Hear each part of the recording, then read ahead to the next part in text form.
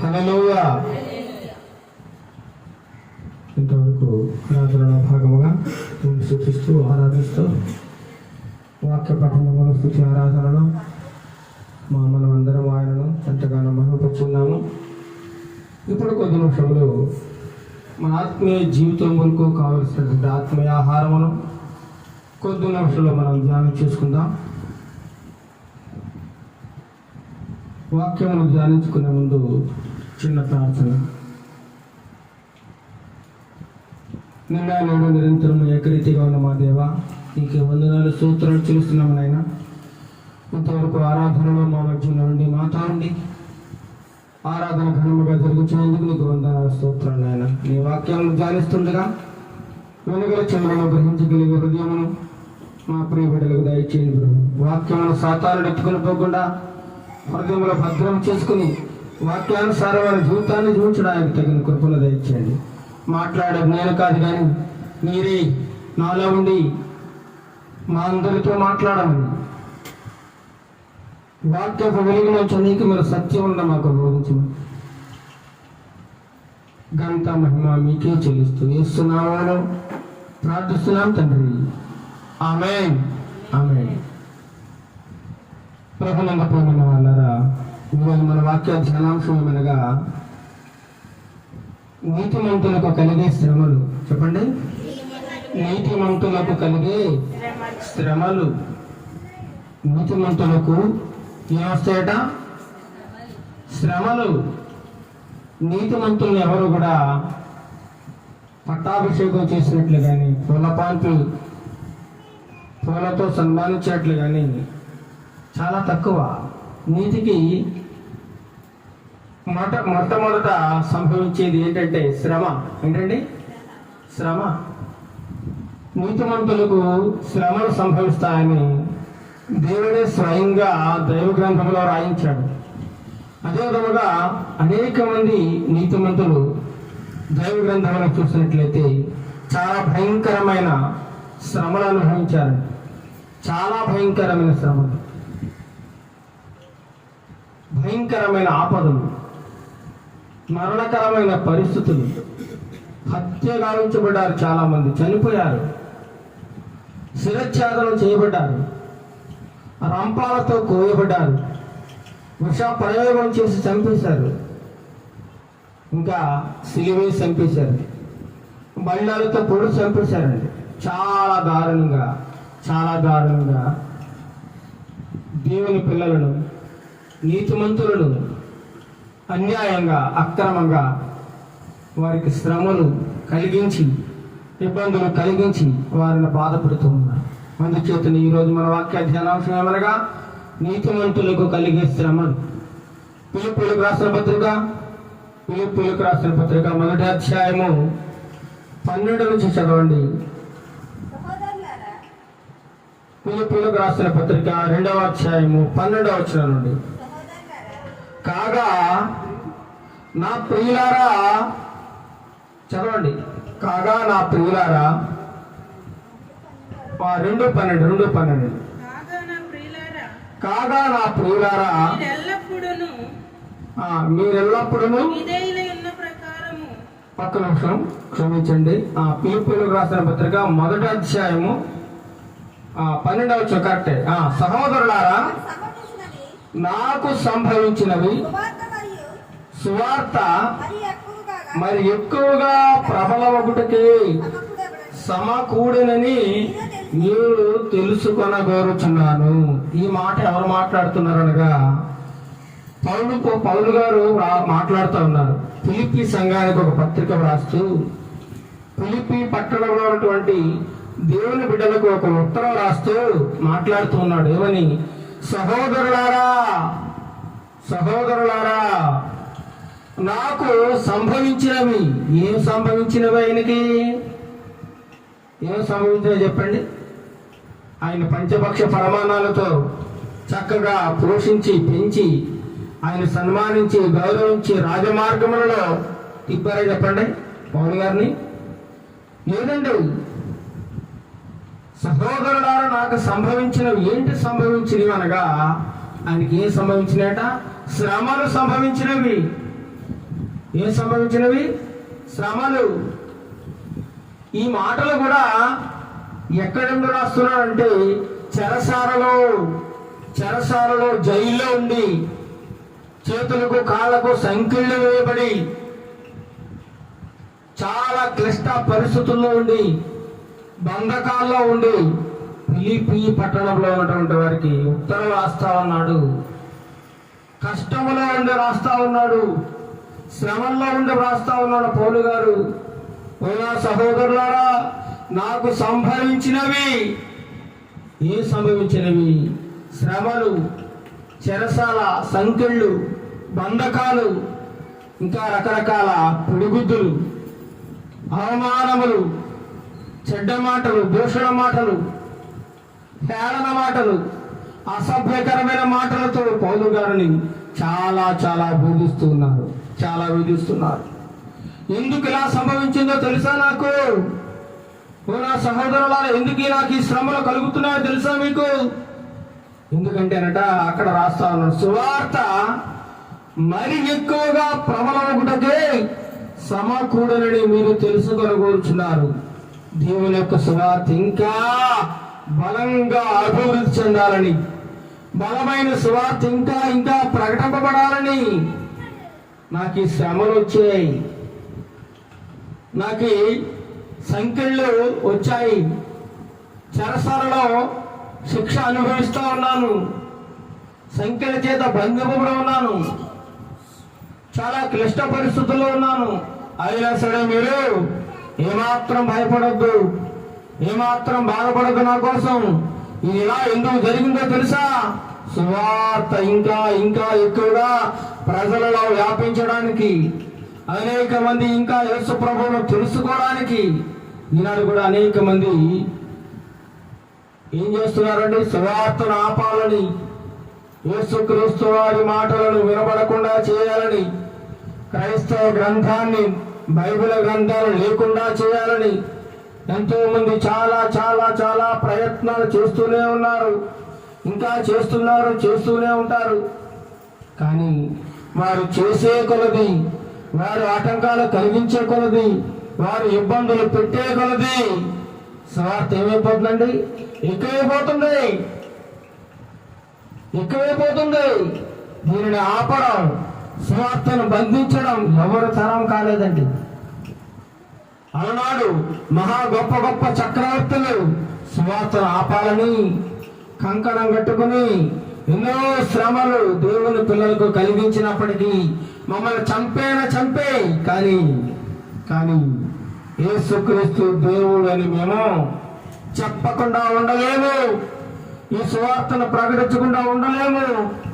చావైన బ్రతుకైన యేసుక్రీస్తుని ఆనాడు ఎంతో మంది భక్తులు కనీసం ఆ మహా గొప్ప చక్రవర్తులకు ఏమాత్రము భయపడకుండా, బెదరకుండా నిలబడి హత్య చేయబడ్డారండి. భయంకరంగా వారి చేతుల్లో చచ్చిపోవడానికి ఇష్టపడ్డారు తప్ప యేసుక్రీస్తుని వదలలేదు. ఆ చేసిన వారందరూ కూడా కాలగర్భంలో కలిసిపోయారు. అలా ఎవరైతే అనుకున్నారో వాళ్ళందరూ సమాధులకు వెళ్ళిపోయారు. ఇప్పుడు లేరు, ఆ రాజ్యాలు లేవు, ఆ చక్రవర్తులు లేరు. కానీ యేసుక్రీస్తు సువార్త ఎప్పటికీ ఉంది, ఎప్పటికీ ఉంటుంది. దీనిని ఆపడం ఎవరికి తరం కాదని దేవుని వాక్యం సెలవిస్తా ఉందని. దేవుని వాక్యం నాకు సంభవించినవి సువార్త మరి ఎక్కువగా ప్రబలమగుటకే సమకూడనని మీరు తెలుసుకున్నాయా? నాకు శ్రమ వచ్చిందని, నాకు ఇబ్బంది వచ్చిందని మీరు ఏమాత్రం భయపడద్దు. ఆనాడు పౌలు గారికి ఏమాత్రం సపోర్ట్ లేదండి.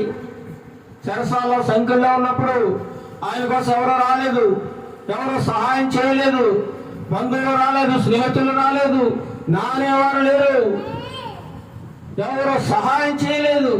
సహాయం చేయకపోగా అనేక సంఘాలలో సేవ చేస్తున్నటువంటి దేవుని సేవకులు కూడా పౌలు గారిని అవమానపరిచారట. క్రైస్తవులలో కొంతమంది పౌలు గారికి సపోర్ట్ చేస్తే, కొంతమంది పౌలు గారికి వ్యతిరేకంగా సపోర్ట్ చేస్తూ ఉండేవారంట. పౌలు గారికి శిక్ష పడాల్సిందే, పౌలు గారికి సంఖ్యలు పడాల్సిందే అని పౌలు మహాభక్తులు అంటే గిట్టని వాళ్ళు, ఆయన అంటే ఇష్టం లేని వాళ్ళు ఆయన కోసం తప్పుగా మాట్లాడుతూ ఉండేవారట. తప్పుగా ఆనాడు సంఘ సభ్యులు 2 గుంపులు అయిపోయారు. అందులో ఒక గుంపు వారు పౌలు గారికి వ్యతిరేకంగా ఉన్నారు. సువార్త ప్రకటిస్తూ ఉన్నారు కానీ, బోధ చేస్తూ ఉన్నా కానీ వారి బోధలో తేడా ఉంది, భేదాలున్నాయి.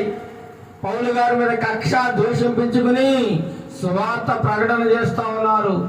సౌలు గారి యొక్క బోధ వారికి నచ్చడం లేదు. సౌలు గారి యొక్క నీతి గల మాటలు, యథార్థమైన మాటలు, ముక్కు సూటిగా ఉండే మాటలు వారికి నచ్చడం లేదు. ఈనాడు కూడా అనేక సంఘాలలో ఎవరికి ఇబ్బంది లేని వాక్యం, ఎవరికి కష్టం లేని వాక్యం, ఎవరిని నొప్పించని వాక్యం బోధిస్తూ ఉన్నారు అనేక మంది సేవకులు. ఎందుకంటే విశ్వాసులు చెదిరిపోకూడదు, విశ్వాసులు సంఘానికి రావడం మానేయకూడదు. ఇలాంటి కఠినమైన మాటలు చెప్పినట్లయితే వారు రారేమో, సంఘంలో తొలగిపోయి వేరే సంఘానికి వెళ్ళిపోతారేమో అని ఈనాటి సంఘ సేవకులు ఏం బోధిస్తున్నారు? ఎంతసేపు ఆశీర్వాదాలు, ఆశీర్వాదాలు, ఆశీర్వాదాలు, స్వస్థతలు, ఆశీర్వాదాలు తప్ప రక్షణను గూర్చిన సువార్త లేదు. మారు మనస్సును గూర్చిన సువార్త లేదు. నీతి రాజ్యమును ఎలా దక్కించుకోవాలో, పరలోక రాజ్యమునికి ఏ విధంగా ప్రవేశించాలో, ఎలాంటి రూల్స్ అండ్ రెగ్యులేషన్స్ పాటించాలో, ఎలాంటి నియమ నిబంధనలు ఉంటాయో అవి చెప్పడం పూర్తిగా మానేశారు. ఆ రోజుల్లో కూడా పౌలు గారు జీవిస్తున్న కాలంలో ఒక గుంపు వారు మనుషులకు అనుకూలంగా బోధ చేస్తూ ఉండేవారు. ఒక గుంపు వారు వాక్యం ఉన్నట్టుగా ప్రకటిస్తూ ఉండేవారు. ఆ ఒక గుంపు వారిలో పౌలుకు సంబంధించిన వారు కూడా ఉండేవారు. వారు వాక్యం ఉన్నట్లుగా బోధిస్తున్నప్పుడు పౌలు గారు సత్యాన్ని నిర్భయంగా ప్రకటిస్తూ ఉన్నప్పుడు వారికి నచ్చేది కాదు. అందుచేతనే పౌలు గారు లేకుండా ఉంటే బాగుండు, పౌలు గారిని భలే బంధించి జైల్లో వేశారని చాలా సంబరపడతా ఉన్నారు. చూడండి, నీతిగా మాట్లాడేవాడంటే జనాలకి గట్టదు, ఉన్నట్లు మాట్లాడేవాడంటే అస్సలు నచ్చదు. ఎలా మాట్లాడాలి మరి? వారికి నచ్చినట్లు, వారికి అనుకూలంగా, వారు మెచ్చుకునే విధంగా మనం ఉండాలి. అంతే తప్ప దేవుడు చెప్పినట్లుగా మనం బతికామనుకోండి వారికి నచ్చదు. ఆనాడు కూడా పౌలు గారి మీద అనేక మంది సంఘ విశ్వాసులు, సంఘ నాయకులు కక్ష కట్టారట. పౌలు గారి మీద కక్ష ద్వేషం పెంచుకుని సువార్త చేస్తా ఉన్నారట. మరి సువార్త పౌలుకి ఇలా జరగాల్సిందే. చెరసాల వేయడం, బంధించడం, శ్రమలకు గురి చేయడం వారికి చాలా ఆనందం అనిపించిందంట. ఒక దేవుని సేవకుడిని చిత్రహింసలకు గురి చేస్తా ఉంటే వారు చూసి ఆనందిస్తా ఉన్నారు. చూడండి ఎంత విచారకరమో చూడండి. ప్రత్యక్షంగా పరోక్షంగా పౌలు గారిని ఎన్నో శ్రమలకు గురి చేస్తా ఉండేవారట ఆనాడు క్రైస్తవుల్లో కొందరు. మరికొందరేమో పౌలు యొక్క శ్రమలను, బంధకాలను గుర్తించి పౌలు గారికి అనుకూలంగా వ్యవహరించేవారు. కొందరేమో పౌలు గారికి వ్యతిరేకంగా అనుకూలించేవారు.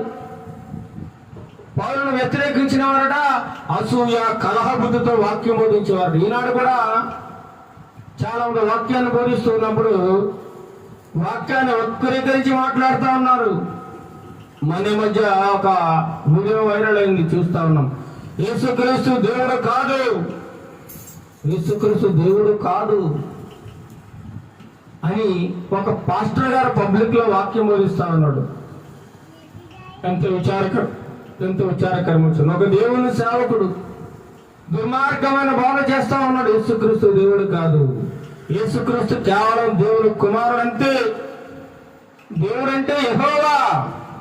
మరి యేసుక్రీస్తు ఎవరండి? యేసుక్రీస్తు ఎవరు? ఆ యెహోవా దేవుడి కుమారుడై భూలోకానికి వచ్చి 33.5 సంవత్సరాలు జీవించి మానవుల పాపములన్నీ తన భుజాన వేసుకుని శిలువ మరణం ఎక్కి మనందరి కోసం చనిపోయి 3వ రోజున తిరిగి లేచిన మహా గొప్ప దేవుడిని, యేసుక్రీస్తు ప్రభువారిని దేవుడు కాదు అనడానికి అతనికి నోరు ఎలా వచ్చిందో మనకు అర్థం కావడం లేదు. ఎంత విచారకరం వచ్చింది. ఎంత ఇలాంటి బోధలు బయలుదేరే చూడండి.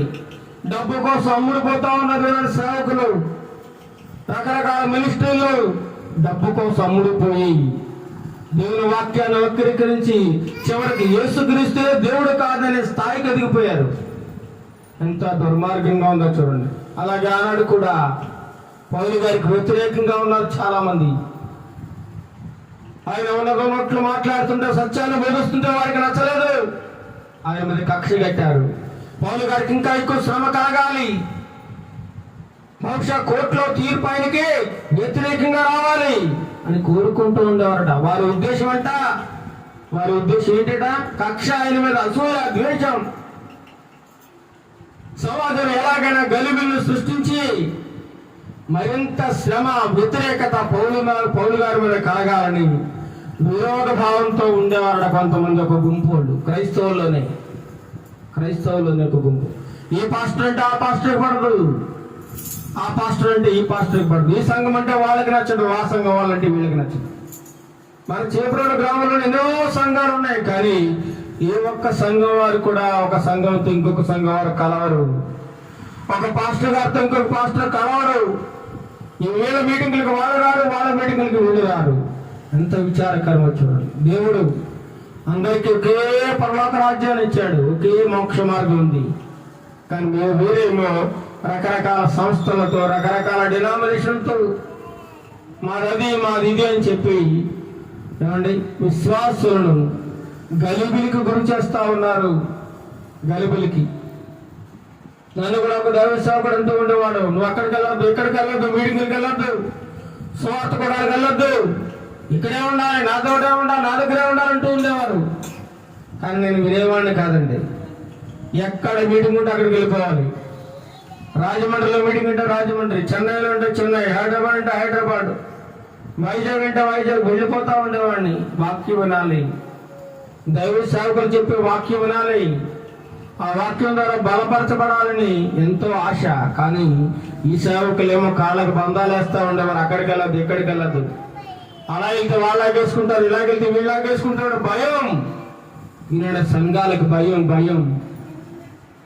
ఎంతసేపు ఆ మనుషులను కాపాడుకోవడానికే సరిపోతుంది. వీళ్ళక భక్తి అంతా విశ్వాసాలు కాపాడుకోవడం సరిపోతుంది. వారికి రక్షణ గురించిన సరైన వర్తమానం లేదు, పరలోక రాజ్యం గురించిన వర్తమానం లేదు. ఎంతసేపు స్వస్థతలు, అభిషేకములు, ఆశీర్వాదములు తప్ప ఇంకేమీ ఉండదు వాక్యంలో.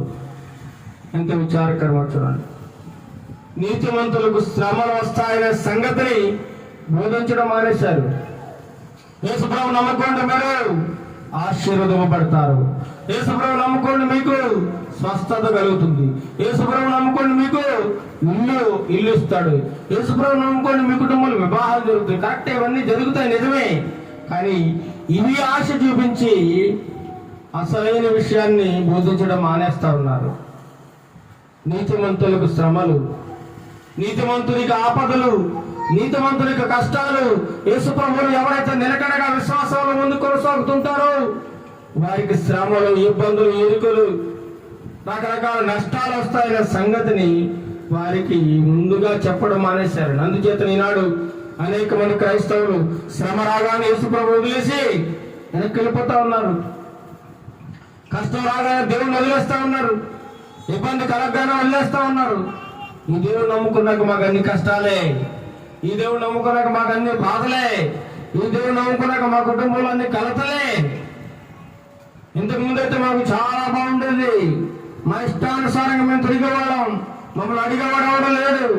కానీ ఇందులోకి వచ్చిన తర్వాత అన్ని బాధలు ఎక్కువైపోయాయి అని చాలా మంది దేవుని నుంచి వెనక్కి వెళ్ళిపోతా ఉన్నారు, దేవుని విడిచిపెడతా ఉన్నారు, విశ్వాసంలో తొలగిపోతా ఉన్నారు.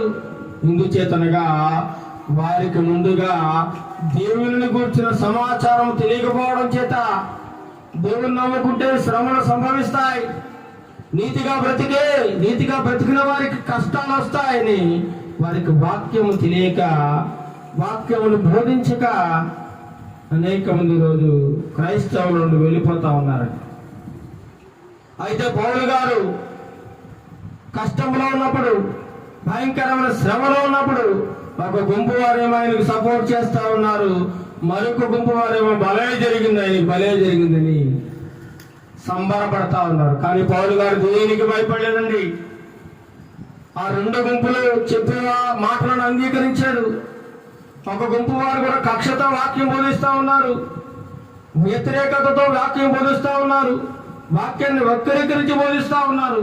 మళ్ళీ వారు కూడా చెప్పేది దేవుని మాటలే. ఇంకో గుంపు వారు స్వచ్ఛమైన సువార్తను, దేవుని వాక్యాన్ని ఉన్నట్లుగా బోధిస్తా ఉన్నారు. అప్పుడు పౌలు గారు ఏది ఏమైనా పర్లేదు, సువార్త జరుగుతుంది కదా అని సమర్థించుకున్నాడటండి. వారిని ఏమనలేదు, వీరిని ఏమనలేదు. వారు నా సహోదరులే, వీరు నా సహోదరులే అని ఎంత చక్కని మనసు చూడండి పౌలు గారికి. అంత కష్టంలో ఉండి కూడా ఆ దూషిస్తున్న వారిని కానీ, హింసిస్తున్న వారిని కానీ, బాధ పెడుతున్న వారిని కానీ ఒక్క మాటను లేదండి, ఒక్క మాటను. దేవుని కోసం తన ప్రాణాలు అర్పించడానికి వచ్చేసాడు పౌలు గారు. ఒకప్పుడు సౌలుగా ఉన్నప్పుడు దేవుని బిడ్డలను ఎంతగానో హింసించిన వాడు, క్రైస్తవ సంఘాలను సర్వనాశనం చేసినవాడు, క్రైస్తవుల గలుబలి సృష్టించినవాడు, క్రైస్తవులకు హింసలు కలిగించినవాడు. అలాంటి వాడిని దేవుడు పట్టుకున్నాడు, తనకు సాక్షిగా మార్చుకున్నాడండి, తనకు సాక్షిగా మార్చుకున్నాడు.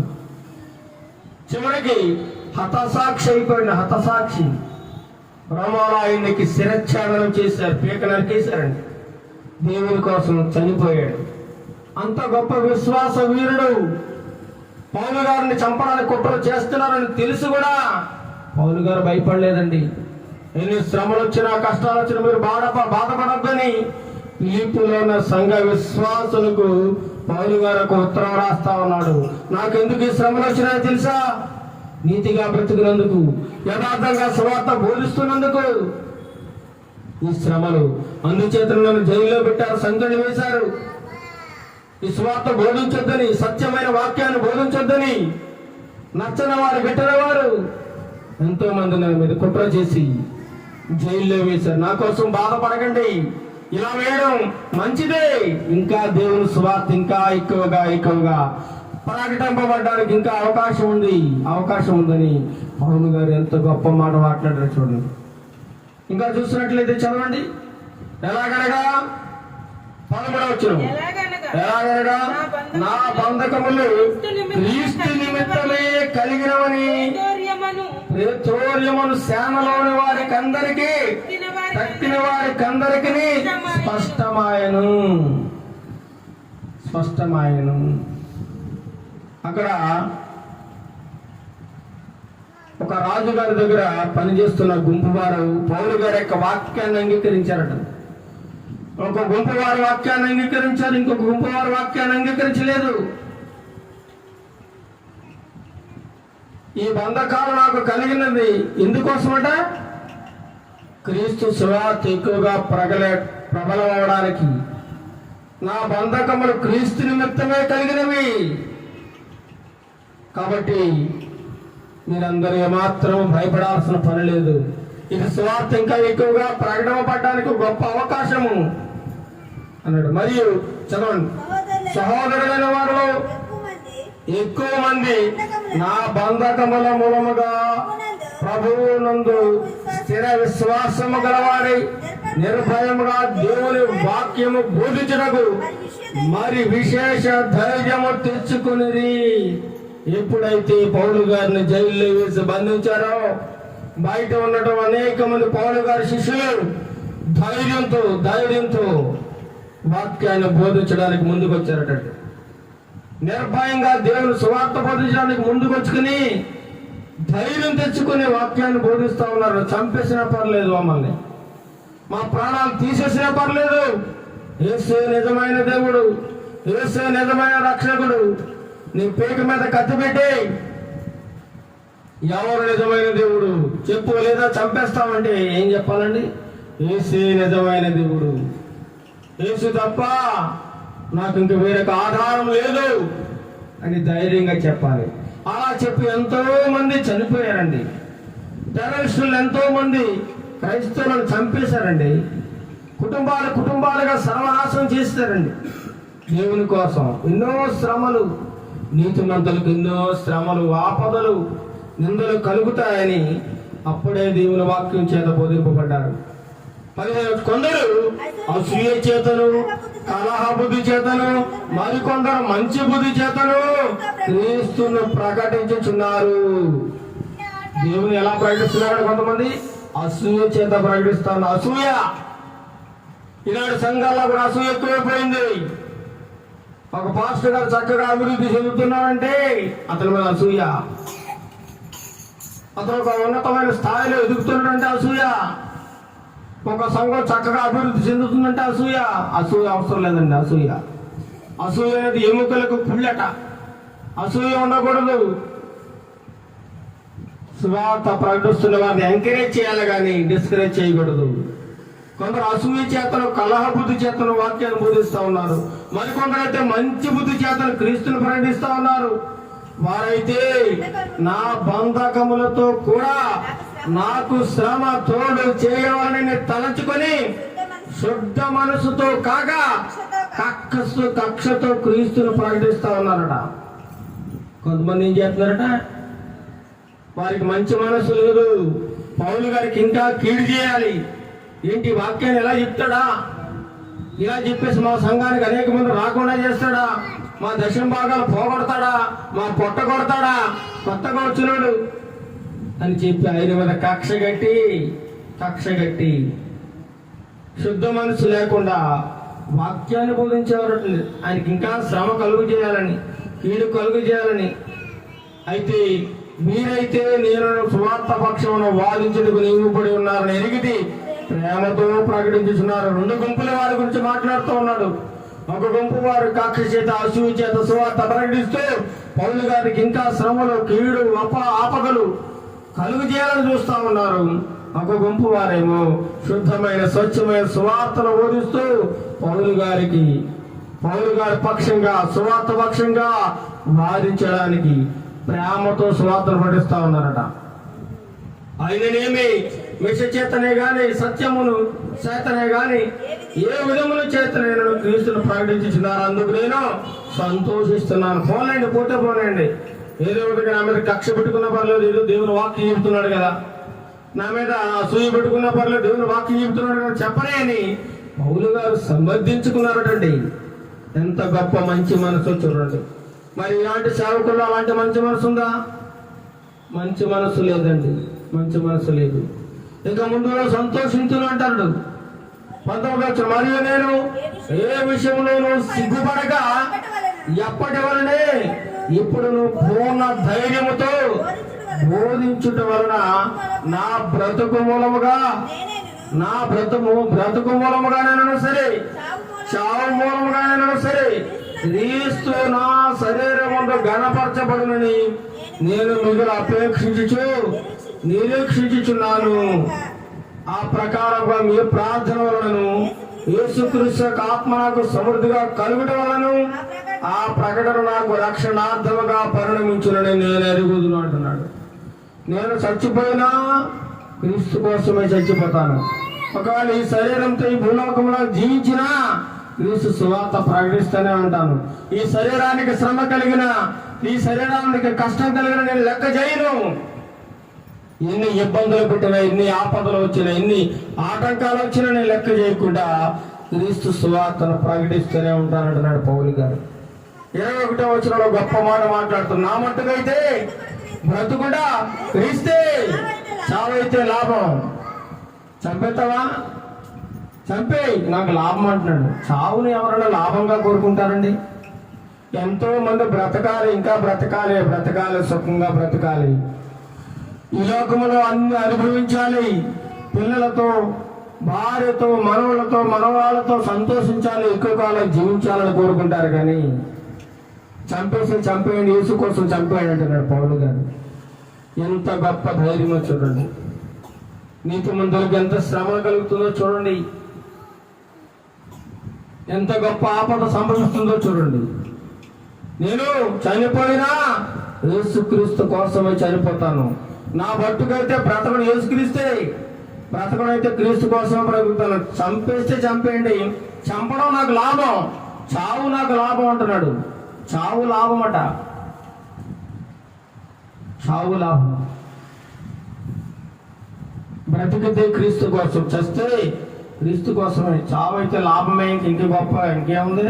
ఆ పరలోక రాజ్యానికి వెళ్ళిపోతాను, దేవునితో ఉంటాను, నేను చంపేసుకుని అంటున్నాడు. ఎంత గొప్ప మాట చూడండి. శ్రమలలో కూడా దేవుని స్తుతిస్తూ ఉన్నాడు, ఆరాధిస్తూ ఉన్నాడు. మార్కు సువార్త 13వ అధ్యాయము, మార్కు సువార్త 13వ అధ్యాయము 9-10 వచనాలు చూడండి. మార్కు సువార్త 13వ అధ్యాయము 9-10 వచనములు. మిమ్మును గూర్చి మీరు జాగ్రత్త పడుడి. మిమ్మల్ని గురించి ఏం చేయమంటున్నాడు? జాగ్రత్తగా ఉండండి, జాగ్రత్తగా ఉండండి. మిమ్మల్ని గురించి మీరే జాగ్రత్త పడుడి. వారు మిమ్మల్ని సభలకు అప్పగించెదరు, మిమ్మల్ని సమాజ మందిరములలో కొట్టించెదరు. మీరు వారికి సాక్షార్థమై అధిపతుల ఎదుటను రాజుల ఎదుటను నా నిమిత్తము నిలబడవలసి వస్తుంది. మీకు మీ మీద నిందలు మోపుతారు, అబద్ధం మాటలు మాట్లాడతారు. ఇదిగో మతం మారుస్తున్నాడు అంటారు, బలవంతంగా అనేక మంది ఇందులోకి లాక్కొస్తున్నాడు అంటారు, ఎన్నో నిందలు మోపుతారు. జాగ్రత్త, జాగ్రత్త, జాగ్రత్తగా ఉండండి. మీ మీద కేసులు కూడా పెడతారు సువార్త ప్రకటించినందుకు. జాగ్రత్తగా ఉండండి, యేసు ప్రభువు వారు తెలియజేస్తా ఉన్నారు. ఇలా జరగడం ఎందుకోసం అంట? 10వ వచనంలో చెప్తాను. సకల జనములకు సువార్త ముందుగా ప్రకటింపబడవలను. సువార్త ప్రకటించడం కోసం ఈ శ్రమలన్నీ వస్తున్నాయి. ఎందుకు వస్తున్నాయి? దేవుని పిల్లలు క్రైస్తవులకు ఎందుకు శ్రమలు కలుగుతున్నాయంటే సువార్త ఇంకా ఇంకా ఇంకా పెరగాలి, సువార్త అందరికీ అందాలి. ఈరోజు ఎంత చక్కగా మైకులో వాక్యం బోధిస్తున్నామంటే కేవలం సువార్త అందరికీ తెలియాలని, అంతే తప్ప ఏదో డబ్బు సంపాదించుకోవాలని, కానుకల కోసం, ఏదో బ్రతుకు తెరువు కోసం ఈ మాట చెప్పడం లేదండి. బ్రతుకు తెరువు బ్రతకాలంటే ఈ లోకంలో ఎన్నో పనులు ఉన్నాయి. బ్రతుకు తెరువు కోసం ఈ బైబిల్ గ్రంథాన్ని పట్టుకోవాల్సిన అవసరం లేదు నాకు. బతకడానికి ఎన్నో మార్గాలు ఉన్నాయి, కానీ సత్యాన్ని ప్రకటించాలని, సత్యం ప్రజలందరూ తెలుసుకోవాలని, వాక్యములు ఏదంగా తెలుసుకోవాలని, దేవుని యొక్క మర్మాలు తెలుసుకోవాలని, దేవుని రాజ్యానికి దగ్గర అవ్వాలనే నా ప్రయాస తప్ప ఇందులో ఎటువంటి స్వార్థము లేదు. ఏదో సంఘాలు కట్టాలని కానీ, ఎవరినో ఆకర్షించాలని కానీ, ఎవరినో లాక్కోవాలని కానీ, ఎవరో రావాలని కానీ ఇటువంటి ఆశ లేదు. కేవలం దేవుని మాట వింటే చాలు, దేవుని మాట విని మనస్సు మార్చుకుని దేవునికి దగ్గరైతే చాలు, దేవుని రాజ్యంలో చోటు సంపాదించుకుంటే చాలని ఈ యొక్క ప్రయాస తప్ప ఎటువంటి స్వార్థము లేదు ఇందులో. ఈ వాక్యాన్ని బోధించడం కారణం అదే. అనేక మంది ఇంకా మార్పు లేనివారు, ఇంకా రక్షణ పొందిన వారు ఈ మాటలు విని రక్షణ పొందుతారని, యేసుక్రీస్తు తమ సొంత రక్షకుడుగా అంగీకరిస్తారని, ఇంకా క్రీస్తు నమ్ముకున్నామని ఎన్నో సంవత్సరాలుగా చెప్పుకుంటూ ఇంకా లోకములో జీవిస్తున్న వారు ఇంకా మార్పు చెందుతారని, ఆయన వైపు తిరుగుతారని. ఎందుచేతనంటే యేసయ్య రెండవ రాకడ అతి సమీపముగా ఉంది. ఏ క్షణమైన యేసు రావచ్చు, ఏ క్షణమైన యేసు వచ్చి నిన్ను తీసుకునే అవకాశం ఉంది. అందుచేతనే ఎప్పటి నుండి నిర్లక్ష్యం చేయకుండా, అశ్రద్ధ చేయకుండా, వాక్యానికి లోబడి సత్యమైన మార్గంలో బ్రతుకుతూ యథార్థంగా జీవించాలని, ఒక నీతిగా జీవించడం. నీకు శ్రమ వచ్చినా పర్వాలేదు, ఇబ్బంది వచ్చినా పర్వాలేదు, కష్టం వచ్చినా పర్వాలేదు, ఆకలి దప్పులు వచ్చినా పర్వాలేదు, అప్పుల సమస్యలను వేధిస్తున్నా పర్వాలేదు, నీతిగా బ్రతకాలని దేవుడు వాక్యం సెలవిస్తా ఉంది. అందుచేతనే నీతిమంతులకు శ్రమలు కలుగుతాయట. సకల జనులకు సువార్త ముందుగా ప్రకటింపబడవాలని ఈ విధంగా శ్రమలు సంభవిస్తున్నాయని యేసు ప్రభువు వారు చెప్పారు. అపోస్తలుల కార్యములు 12వ అధ్యాయము, అపోస్తలుల కార్యములు 12వ అధ్యాయం చూడండి. అపోస్తలుల కార్యములు 12వ అధ్యాయము 2-3 వచనములు. అపోస్తలుల కార్యములు 12వ అధ్యాయము యోహాను సహోదరుడైన యాకోబును ఖడ్గంతో చంపించెను. ఇది యూదులకు ఇష్టమైన కార్యమని పేతురును కూడా పట్టుకున్నాను.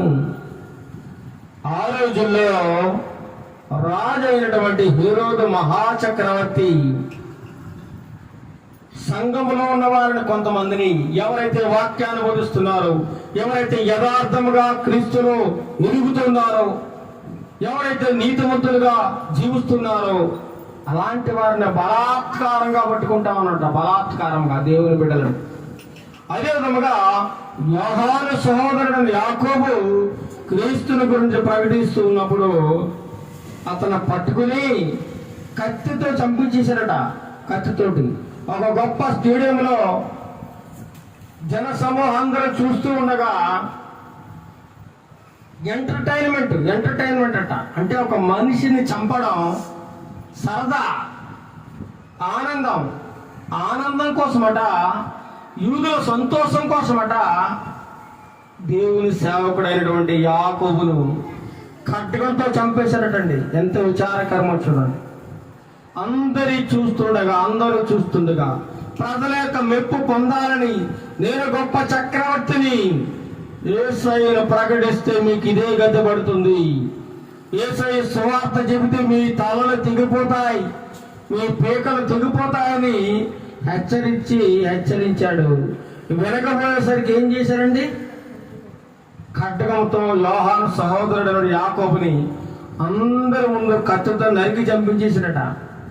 కొన్ని వేల మంది సభలో చూస్తూ ఉండగా ఒక గొప్ప స్టేడియంలో అలా చంపుతుంటే చిత్రాంశాలు పెట్టి అందరూ నవ్వుకుంటూ చప్పట్లు కొట్టుకుంటూ సరదాగా కేరింతలు కొడతా ఉన్నారటండి. ఎంత విచారకరమో చూడండి, ఎంత విచారకరం. తన భార్య, పిల్లలు, తన కుటుంబ సభ్యులు అందరూ చూస్తూ ఉండగా ఖడ్గంతో చంపించడం ఎంత విచారకరం. ఆ కుటుంబ సభ్యులు ఎంత బాధపడి ఉంటారు, ఎంత ఏడుస్తూ ఉంటారు, ఎంత విలపించి ఉంటారు.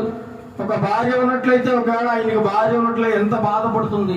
ఒకవేళ కుమార్తెలు ఉన్నట్లయితే వాళ్ళు ఎంత వేదనకు గురవుతారు. తన తండ్రిని తన కళ్ళ ముందే చంపేస్తూ ఉంటే తట్టుకోగలరా చెప్పండి? ఆ హేరోదు చక్రవర్తి అందరూ చూస్తుండగా చంపించేశారట. ఇది అందరికీ, యూదులందరికీ ఇష్టమైందట అలా చంపడం. వాళ్ళందరూ సరదాగా హ్యాపీగా ఫీల్ అయ్యారట. ఎంత విచారకరమో చూడండి. అదేవిధంగా ఈనాడు మొన్న చూసినట్లయితే కలకత్తా నగరంలో ఒక పేరు పొందిన గవర్నమెంట్ ఆసుపత్రిలో వైద్య విద్య అభ్యసిస్తున్నటువంటి ఒక డాక్టర్ గారు, ఒక సహోదరి ఏమైపోయిందండి? హత్యకు గురైపోయింది.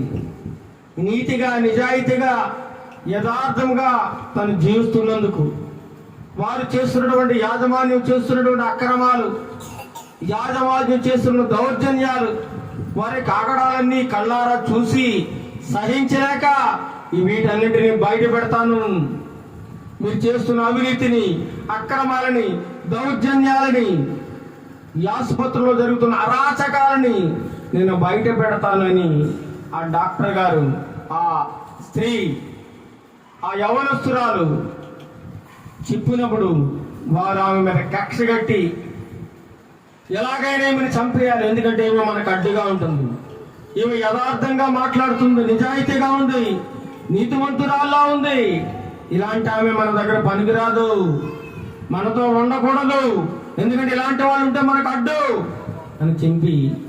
అని చెప్పి వారందరూ ఒక పథకం ప్రకారంగా ఆమెని మానభంగం చేసి, చిత్రహింసలు గురి చేసి, కాళ్ళు చేతులు విరిచేసి, మెడ విరిచేసి, ఎముకలు విరిచేసి, కళ్ళ అద్దాలు పగలగొట్టి కళ్ళు ఆ అద్దాల పెంకులు కూడా దిగబడిపోయాటండి. గొంతు పిసికేశారట. ఎక్కడికక్కడ ఎముకలన్నీ విరిగిపోయాటండి. పలుమార్లు అత్యాచారం చేశారట, మానభంగం చేశారు. యవనస్తురాలండి. తన డైరీలో రాసుకుందట, నేను గొప్ప చదువు చదవాలి, ఒక గొప్ప డాక్టర్గా నేను ఉద్యోగం సంపాదించుకోవాలి, గొప్ప పేరు పొందిన ఆసుపత్రుల్లో నేను డాక్టర్గా పనిచేయాలి, నా తల్లిదండ్రులను ఎంతో గొప్పగా చూసుకోవాలి, సమాజంలో ఎంత గౌరవంగా బ్రతకాలి, నా తల్లిదండ్రులకు నేను గొప్ప మంచి పేరును తీసుకురావాలి, మా ఊరికి మంచి పేరు తేవాలని ఎన్నో ఎన్నో ఆశలతో కలలుగంటూ నీతిగా నిజాయితీగా బ్రతుకుతున్న ఆ విద్యార్థిని దుర్మార్గులు ముష్కరులు చంపేశారండి. చూడండి, నీతికి దారి లేదు, నీతిమంతులకు శ్రమలు, నీతిమంతులకు మానభంగాలు, నీతిమంతులకు హత్యలు మన కళ్ళ ముందు కనబడతా ఉంది. వారి దౌర్జన్యాన్ని ఎక్కడ బయటపడతాడో భయపడి వారికి అడ్డుగా ఉందని అడ్డు తొలగించుకోవాలని నిర్దాక్షిణ్యంగా దయాదాక్షిణ్యం లేకుండా సుమారు 4-5 గంటల పాటు చిత్రహింసలు పెట్టి బ్రతుకుండగానే చంపేశారండి. బ్రతుకుండగానే ఎంత విచారకరమో చూడండి. తల్లిదండ్రులకు ఒక్కగానొక్క కూతురు, ఆ కుమార్తె మీద తల్లిదండ్రులు ఎన్నో ఆశలు పెట్టుకున్నారు. తన కూతురు మమ్మల్ని ఎంతో చక్కగా చూసుకుంటుంది, మా కూతురు మాకు ఎంతో అండగా నిలబడుతుంది, సమాజంలో నా కూతురు గొప్ప పేరు ప్రఖ్యాతులు తెచ్చుకుంటుందని ఎంతో మురిసిపోతున్నారు. ఆ కూతురును చూసి చివరికి ఆ కూతురు మరణ వార్త విని గుండెలు పగిలిపోయేలా ఏడ్చారు నా తల్లిదండ్రులు. చూడండి, ఈనాడు సమాజంలో మనుషులు ఎలా తయారవుతున్నారు. దుర్మార్గులుగా, దుష్టులుగా, రౌడీలుగా, లంచగొండులుగా, నరహంతకులుగా మారిపోతూ ఉన్నారండి. నరహంతకులు. కామ క్రోధం పెరిగిపోతూ ఉంది, మదమాత్సర్యం పెరిగిపోతూ ఉంది, అహంకారం వ్యభిచారం విచ్చలవిడిగా పెరిగిపోతూ ఉందండి. కామ వికారం పెరిగిపోతూ ఉంది. ఈనాడు యువతకు హద్దు అదుపు లేని కోరికలతో చెలరేగిపోతూ ఉన్నారు. తమ యవ్వన జీవితాన్ని సర్వనాశనం చేసుకొని ఈరోజు కోర్టు బోనులో నిలబడ్డారు. ఏ క్షణమైన వారికి భయంకరమైన శిక్ష పడే అవకాశం ఉందండి. క్షణం సుఖం కోసం అల్పకాల సుఖం కోసం ఒక నిండు జీవితాన్ని బలి తీసుకున్నారు. అదేవిధంగా వారి జీవితాన్ని కూడా బలి పెట్టబోతా ఉన్నారండి. ఎంత విచారకరమో చూడండి. నీతిమంతులు కలిగే శ్రమలు ఇలా ఉంటాయి. అపోస్తలుల కార్యములు 7వ అధ్యాయము 59వ వచనం చదవండి. అపోస్తలుల కార్యములు 7వ అధ్యాయము 59వ వచనంలో అక్కడ ఒక నీతిమంతుడిని నిర్దాక్షిణ్యంగా చంపేస్తా ఉన్నారు. నీతిమంతుడు నిర్దాక్షిణ్యంగా చంపుతా ఉన్నారు. 59వ వచనం, ప్రభువును కూర్చు మొరపెట్టుచు, యేసు ప్రభువా నా ఆత్మను చేర్చుకొనమని స్తెఫను పలుకుచుండగా వారు అతనిని రాళ్లతో కొట్టురి. వాక్యమును బోధిస్తున్నందుకు, సత్యమును గూర్చి ప్రజలకు బోధిస్తున్నందుకు ఆనాటి అధికారులు ముష్కరులైన వారు ఆయన మీద కక్ష పట్టి వారి మాటలు విని కోపంతో మండిపడి స్టెఫను గారిని చూసి పండ్లు కొరుకుతూ ఉన్నారట. వీడిని ఎలాగైనా చంపాలి, వీడా మనకి సత్యాన్ని బోధించేది, వీడా మనకు వాక్యాన్ని బోధించేది, వీడా మనకు నీతి మాటలు చెప్పేది, వీడిని లేకుండా చేయాలని స్టెఫను గారి మీద కక్ష కట్టి ఆయన చంపేశారటండి. రాళ్ళతో కొట్టి చంపేశారు, చిత్రహింసలు గురి చేశారు. అప్పుడు మొరపెడుతున్నాడు, యేసు ప్రభువా ఆ దెబ్బలు, రక్తాలు ఆ గాయాల నుండి రక్తం కారుతూ ఉన్నప్పుడు మోకాళ్ళు అన్ని బాధలు పడుతూ కూడా భయంకరమైన రాళ్ళ దెబ్బలు తింటూ యేసు ప్రభువా నా ఆత్మను చేర్చుకో ప్రభువా అని స్టెఫను పలుకుతుంటే ఈడు దేవుడితో మాట్లాడుతున్నాడు రా అని చెప్పి ఇంకా రాళ్ళు ఎక్కువేసి ఇంకా భయంకరంగా చంపుతా ఉన్నప్పుడు అతను మోకాళ్ళుని, ప్రభువా వారి మీద ఈ పాపము మోపకమని గొప్ప శబ్దముతో ఈ మాట పలికి నిద్రించెను. సౌలు అతని చావునకు సమ్మతించి, అప్పుడు సౌలు గారు కూడా ఉన్నారటండి. మనం ఇప్పుడు పౌలు అనుకుంటున్నాం, సౌలు అప్పుడు స్టెఫను చనిపోయేటప్పుడు కూడా అతను చావుకు సమ్మతించారట. దగ్గరే ఉన్నాడట. చంపేస్తా ఉంటే, భయంకరంగా చంపేస్తా ఉంటే, దేవుని సువార్త ప్రకటిస్తున్నందుకు చంపేస్తా ఉంటే ఆ నీతిమంతుడు గొప్ప శ్రమ అనుభవిస్తూ చివరికి వాళ్ళ చేతుల్లో చచ్చిపోయాడండి. ఎంతో చారకరమ చూడండి. మత్తయి సువార్త 5వ అధ్యాయము 11వ వచనం చూడండి. మత్తయి సువార్త 5వ అధ్యాయం 11వ వచనం యేసు ప్రభువారు చెప్పిన గొప్ప మాట. 5వ అధ్యాయం 11వ వచనం, నా నిమిత్తము జనులు మిమ్మల్ని నిందించి హింసించి మీ మీద అబద్ధముగా చెడ్డ మాటలలో పలుకున్నప్పుడు మీరు ధన్యులు. ఏం చేయమంటున్నాడు అప్పుడు? సంతోషించి ఆనందించుడి, పరలోకమందు మీ ఫలము అధికమగును అంటున్నాడు యేసుక్రీస్తు ప్రభువారు. జనులు ఏం చేస్తారడా? నువ్వు వాక్యం బోధిస్తుంటే నిందిస్తూ ఉంటారు, అవమానపరుస్తూ ఉంటారు, హింసిస్తూ ఉంటారు, చెడ్డ మాటలు పలుకుతూ ఉంటారు. వీడా మనకు వాక్యాన్ని బోధించేది, వీడా మనకు దేవుని మాటలు చెప్పేది, వీడేమన్నా పెద్ద సేవకుడేంటి, మన అయ్యగారి కంటే గొప్పరా, మన అయ్యగారి కంటే ఎక్కువ తెలుసా వాక్యము అని చాలా చులకన భావంతో, చాలా హేళనగా, తక్కువ చేస్తూ మాట్లాడుతూ అబద్ధంగా చెడ్డ మాటలు పలుకుతూ ఉంటున్నాడు మన మీద. అప్పుడు మనం ఏం చేయాలి? సంతోషించి ఆనందించాలి. అలా చేసిన మన గొప్ప ధన్యులం.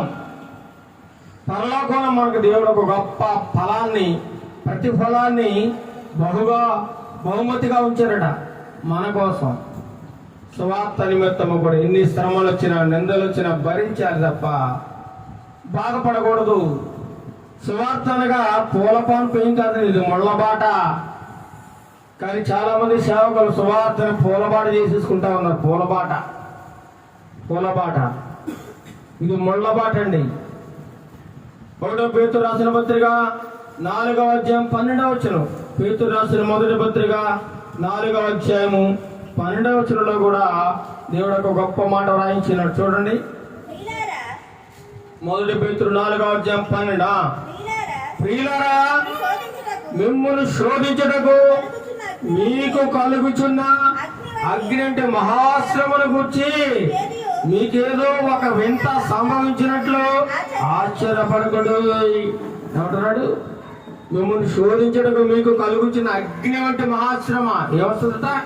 అగ్ని వంటి మహాశ్రమ కలుగుతుంది మీకు. మాకేదో జరిగిపోయింది, ఏదో వచ్చేసింది, దేవుని నమ్ముకున్నందుకు మా కష్టాలు వచ్చేసాయి, మా ఇంట్లో శోభలు ఎక్కువైపోయాయి, మాకు బాధలు ఎక్కువైపోయాయి, మాకు అవమానాలు ఎక్కువైపోయాయి, మాకు అప్పులు ఎక్కువైపోయాయి. నువ్వేం అనుకోవాల్సిన పని లేదు. ఆశ్చర్యపడద్దు, ఇదంతా జరుగుతుంది. అగ్ని వంటి శ్రమ వస్తుంది నీ మీదకి, తట్టుకోవాలంటున్నాడు దేవుని వాక్యం ద్వారా. అదే పేతురు రాసిన 4వ అధ్యాయం 14వ వచనం చూడండి. 14వ వచనం, క్రీస్తు నామము నిమిత్తము మీరు నిందల పాలైన యెడల మహిమా స్వరూపైన ఆత్మ అనగా దేవుని ఆత్మ మీ మీద నిలుచుచున్నాడు గనుక మీరు ధన్యులు. దేవుని యొక్క నామము నిమిత్తము, యేసు క్రీస్తు ప్రభువు నిమిత్తం ఒకవేళ నిందల పాలైపోతే, అవమానాలు గురైపోతే, దెబ్బల పాలైపోతే నువ్వు చాలా ధన్యుడు. దేవుని ఆత్మ నీలో ఉంటుంది, ఆ మహిమా స్వరూపుని యొక్క ఆత్మ నీ మీద ఉంటుందని దేవుడి వాక్యం ద్వారా మనతో మాట్లాడు. అదే 2 కొరింథీయులకు రాసిన పత్రిక 12వ అధ్యాయము 10వ వచనం చూడండి. 2 కొరింథీయులకు రాసిన పత్రిక 12వ అధ్యాయము 10వ వచనం, నేనెప్పుడు బలహీనుడను అప్పుడే బలవంతుడని అంటున్నాడు పౌలు గారు. నేనెప్పుడు బలహీనుడును అప్పుడు ఏంటడా? బలవంతుడు. క్రీస్తు నిమిత్తము ఏం చేస్తున్నాడు? నాకు కలిగిన బలహీనతలో, నిందలలోను, ఇబ్బందుల్లోను, హింసలలోను, ఉపద్రవములలోను నేను సంతోషిస్తున్నాను అంటున్నాడు. చూడండి ఎంత గొప్ప మాట. అలా సంతోషించి ఎవరైనా అవుతుందా? అలా ఎవరైనా సంతోషించగలరా? ఎవరన్నా అవుతుందా? నేను ఎప్పుడు బలహీనుడనో అప్పుడే బలవంతుణ్ణి. క్రీస్తు నిమిత్తము నాకు కలిగిన బలహీనతల్లోను, నిందల్లోను, ఇబ్బందుల్లోను, హింసల్లోను, ఉపద్రవముల్లోను నేను సంతోషిస్తున్నాను అంటున్నాడు పౌలు గారు. ఎన్ని బాధలు వచ్చినా నాకు ఏం పర్లేదు, నాకు సంతోషమే అంటున్నాడు. ఎవరు చెప్పగలరు చెప్పండి?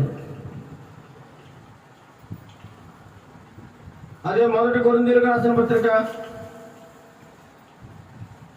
10వ అధ్యాయం 13వ వచనం చూడండి.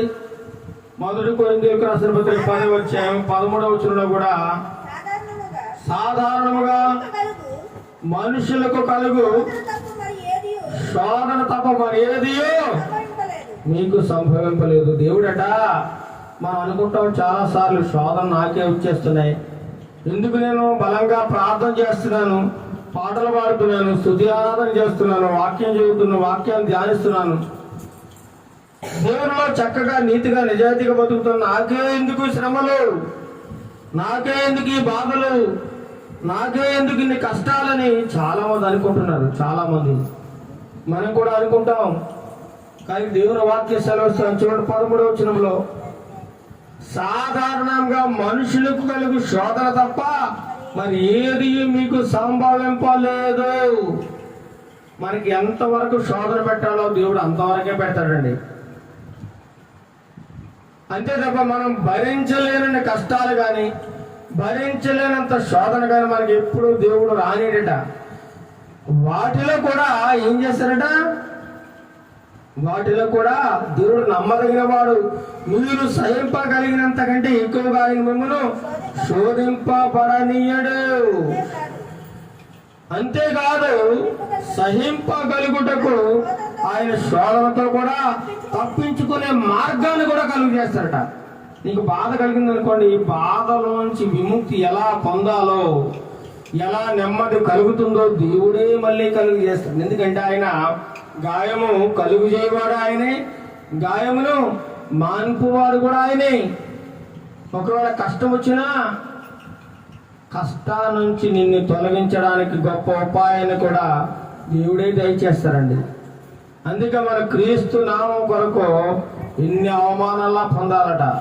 అది గొప్ప ధన్యతని అపోస్తలుడైన పౌలు గారు అంటున్నారు. అపోస్తల గారు 5:41 ఉంది. అపోస్తల కార్యములు 5వ అధ్యాయము 41వ వచనంలో కూడా చూడండి. 5:41 5:41 ఆ నామము నిమిత్త కొరకు అవమానం పొందుటకు పాత్రులని ఎంచబడినందున వారు సంతోషించుచు మహాసభ ఎదురు వెళ్ళిపోయారట.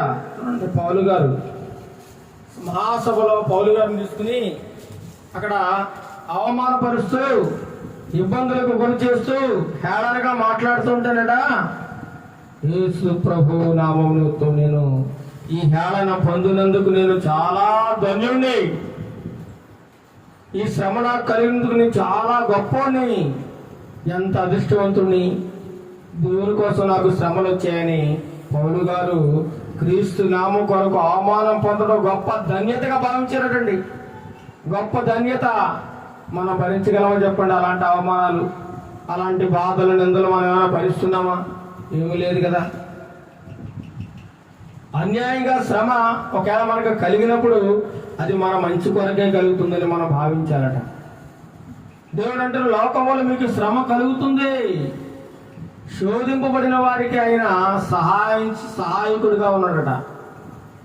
శ్రమలలో నువ్వు అతిశయించాలంట. శ్రమలు వచ్చిన నువ్వు గర్వంగా ఫీల్ అవ్వాలి.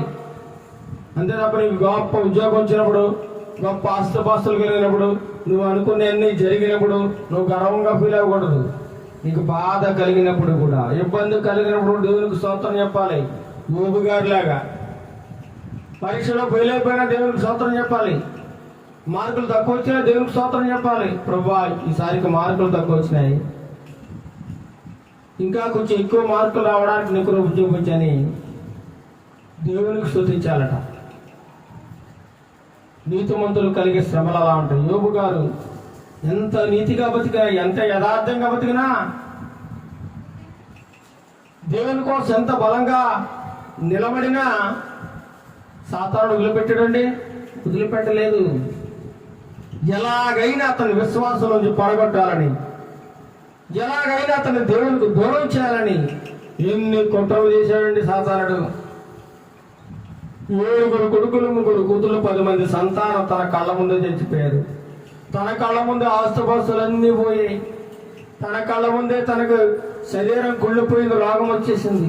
తన కళ్ళ ముందు స్నేహితులందరూ అవమానపరుస్తూ హేళన చేస్తూ మాట్లాడుతున్నారు. తన కళ్ళ ముందు తన భార్య దూషిస్తూ ఛీ ఎందుకు నీకు బ్రతుకు చచ్చిపో అంటుంది. ఇలాంటి బతికేందుకు? దేవుడు ఎక్కడున్నాడో మనకి? ఇన్ని కష్టాలు, అవమానాలు, బాధలు, నిందలు మనకి ఎందుకు? దేవుడు ఎక్కడున్నాడు? దేవుడు లేడు అని మాట్లాడినప్పుడు యోబు గారు మాట్లాడిన మాట ఏంటో తెలుసండి? మేలు అనుభవించినంత కాలం దేవుడు మనకు గొప్పవాడా? ఈరోజు మనకి కీడు వచ్చిందని దేవుడు మంచివాడు కాదంటున్నావా? దేవుడు చెడ్డవాడు అంటున్నావా?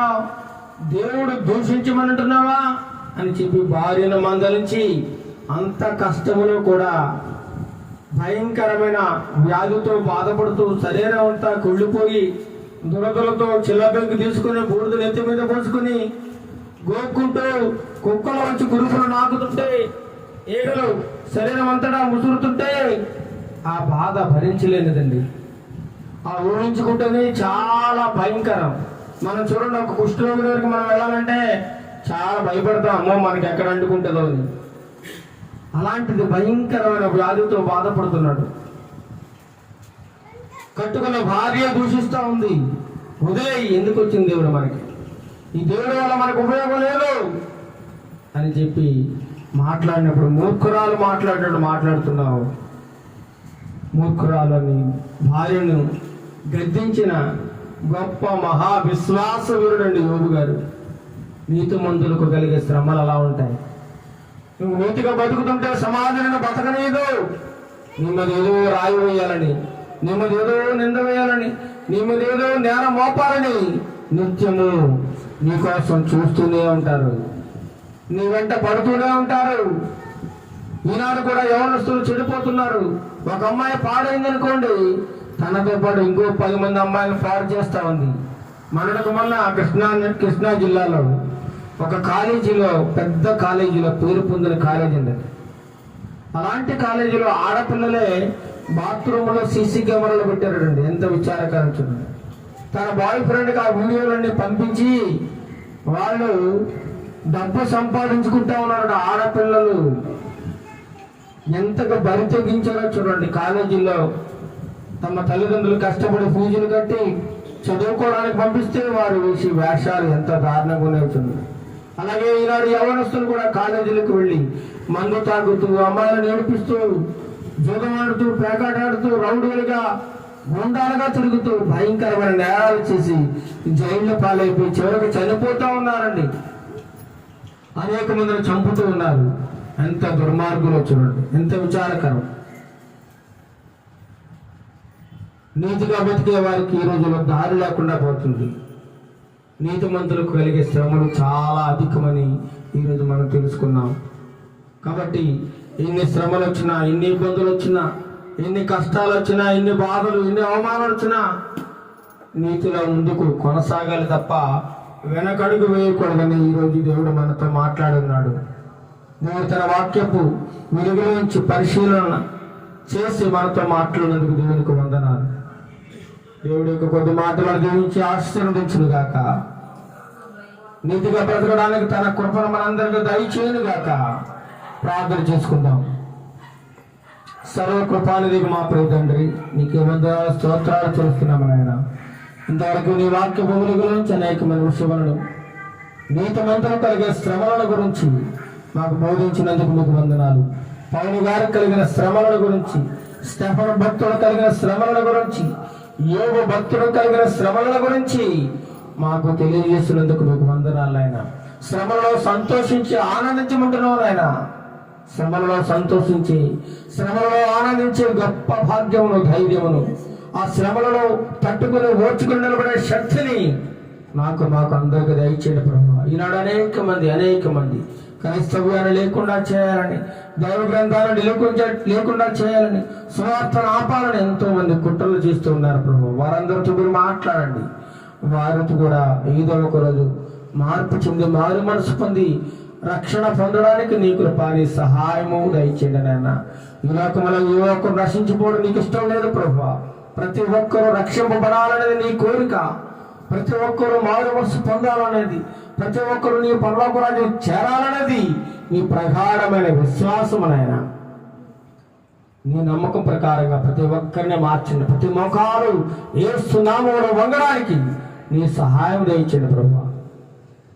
నీతిమంతులు కలిగే ఆపదలు అనేకములు తండ్రి ప్రభు. ఈ లోకంలో నీతిమంతులుగా బతికే వారి మీద ఎన్నో అవమానాలు, నిందలు మోపడానికి ఈ లోకం ఎదురు చూస్తూ ఉంది నాయన. ఆనాడు చూస్తుంది, ఇప్పుడు కూడా నీతిమంతులు ఎన్నో శ్రమలకు, ఇబ్బందులు గురి చేస్తున్నారు ప్రభు. నీతిమంతుల పక్షాన మీరున్నారు ప్రభు. యథార్థవంతుల పక్షాన మీరున్నారు ప్రభు. నీతిమంతులకు తోడుగా, నీతిమంతుల తరపున యుద్ధం చేసే యుద్ధ నాయకుడు తండ్రి ప్రభు. మీరేం భయపడకండి, నా కృప మీకు తోడుగా ఉంటుంది. మీ పక్షంగా నేనున్నానని నీ వాక్యం ద్వారా మమ్మల్ని బలపరిచినందుకు నీకు వందనాలు, స్తోత్రాలు చెల్లిస్తున్నాం నాయన. నీ వాక్యం ప్రతి ఒక్క హృదయంలో ఫలించిన ఆయన 30 దంతులు, 60 దంతులు, 100 దంతులుగా ఫలించడానికి నీ కృపా సహాయం చేయండి. ప్రతి ఒక్కరూ మార్పు పొందడానికి ఒక అవకాశం దయచేయండి నాయన.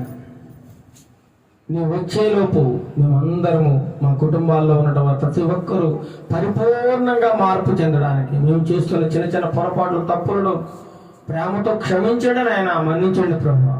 మేము మానవులుగా అనేక మార్లు పొరపాట్లు చేస్తూ ఉంటాము నాయన, తప్పుదాలు చేస్తూ ఉంటాము నాయన, అనేక మార్లు పడిపోతూ ఉంటాము నాయన. అయినా సరే పడిపోయిన మరిగా మళ్ళా తిరిగి లేచి నాయన నీ వైపు చూస్తూ నీకోసమే బ్రతికే కృపను మాకు అందరికీ దయచేయండి. మా ప్రియుల అనేకులు తండ్రి ప్రభు అస్వస్థతలతో, అనారోగ్య పరిస్థితుల్లో, భయంకరమైన జ్వరాలతో, విష రోగాలతో మంచాన పడి ఉన్నారు ప్రభు. వారందరినీ మీరు దర్శించడం అయినా ప్రతి ఒక్కరికి సంపూర్ణమైన ఆరోగ్యము దయచేయండి ప్రభు. మీ గాయపడిన హస్తంతో ప్రత్యేకపడిన ముట్టడం ఆయన,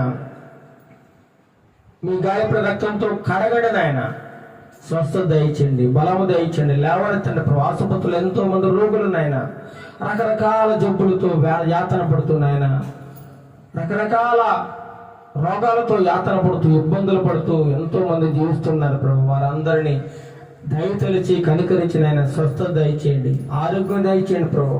వారి గృహాలకు వారికి చేర్చండి, వారి కుటుంబాలకు చేర్చిన ఆయన వారికి ఆనందము, సంతోషం దయచేయండి ప్రభు. మీరే నిజమైన లోక రక్షకులను తెలుసుకునే భాగ్యం వారికి దయచేయండి. ఘనత, మహిమా, ప్రభావం మీరే పొందుకోండి నాయన. యేసుక్రీస్తు నామమున ఈ ప్రార్థన అడిగి వేడుకొంచున్నాం తండ్రి, ఆమేన్. పరలోకమందున మా తండ్రి, నీ నామం పరిశుద్ధపరచబడును గాక, నీ రాజ్యం వచ్చును గాక, నీ చిత్తం పరలోకమందు నెరవేరుచున్నట్లు భూమి మీద నెరవేరును గాక. మాకు కావలసిన అనుదిన ఆహారం మాకు దయచేయము. మా రుణస్థులను మేము క్షమించినట్టు గారు మా రుణములను క్షమించము. మమ్మల్ని శోధనలను తేక కీళ్లను తప్పించము. ఎందుకంటే రాజ్యము, బలము, మహిమ నిరంతరమునే పోయినావు తండ్రి. ఆమేన్, ఆమేన్. మన తండ్రి దేవుని ప్రేమయు, మన ప్రభువైన యేసుక్రీస్తు ప్రభుల వారి యొక్క కృపయు, పరిశుద్ధాత్మ దేవుని యొక్క అన్యోన్య సహవాసము ఇప్పుడు ఎల్లప్పుడూ సదాకాలము మా కుటుంబములకును, కూడి వచ్చిన బిడ్డలకును, ఇరుగు పొరుగు కుటుంబాలన్నిటికీ, చేపురుల గ్రామ ప్రజలందరికీ, మా మండలమునకును, రాష్ట్రమునకును, దేశమునకును, ప్రపంచ దేశముల ప్రజలందరికీ సదాకాలము తోడై నడిపించునుగాక. ఆమేన్, ఆమేన్, ఆమేన్. అందరికీ వందనములు. Praise the lord.